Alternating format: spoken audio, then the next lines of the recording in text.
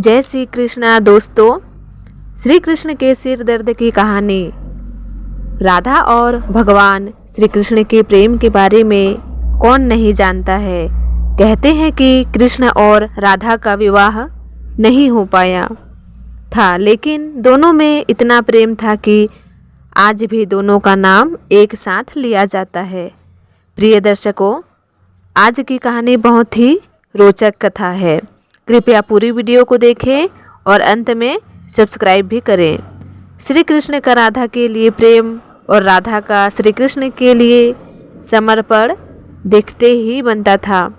शायद इसीलिए अपने आप को सबसे बड़ा भक्त कहने वाले नारद मुनि को राधा से जलन होने लगी थी। यह बात श्री कृष्ण अच्छी तरह से जानते थे। एक दिन राधा के बारे में बात करने के लिए नारद मुनि भगवान श्री कृष्ण के पास आए। यह बात श्री कृष्ण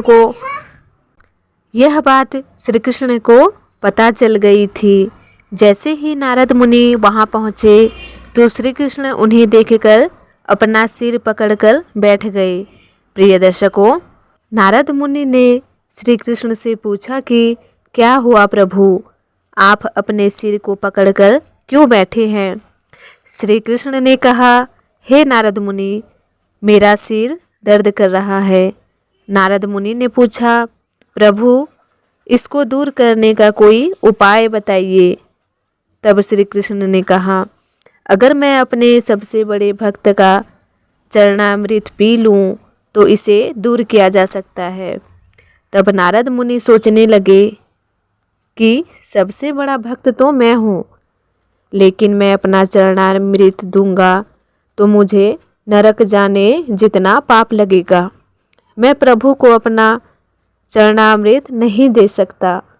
कुछ देर सोचने के बाद उनके मन में राधा का विचार आया और वे सोचने लगे कि लोग राधा को भी तो श्री कृष्ण का सबसे बड़ा भक्त मानते हैं, इसीलिए क्यों ना उनके पास जाकर पूछा जाए। ऐसा सोचकर वह राधा के पास गए और उन्हें सारी बात बता दी।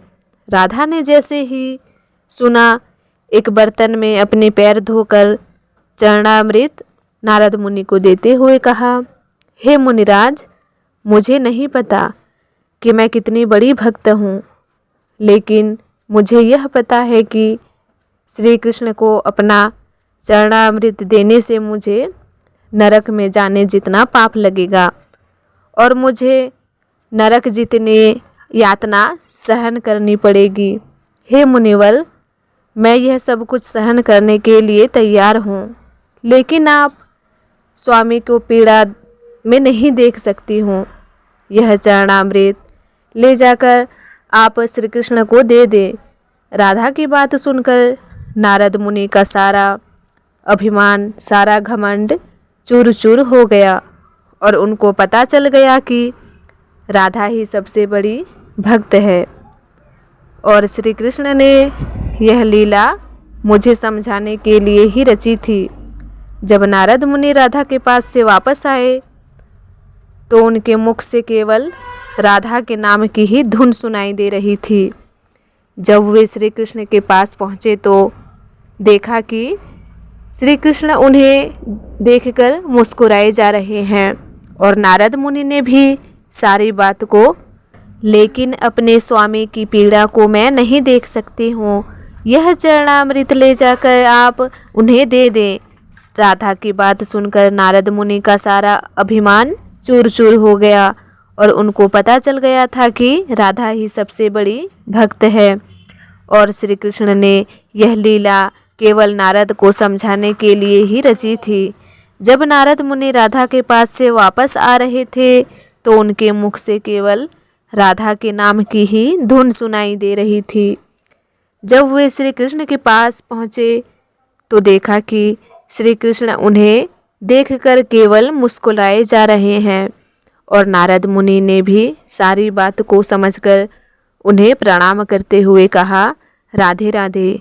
प्रिय दर्शकों, उसी दिन से ही राधे कृष्ण हमेशा पहले लगा जाता है।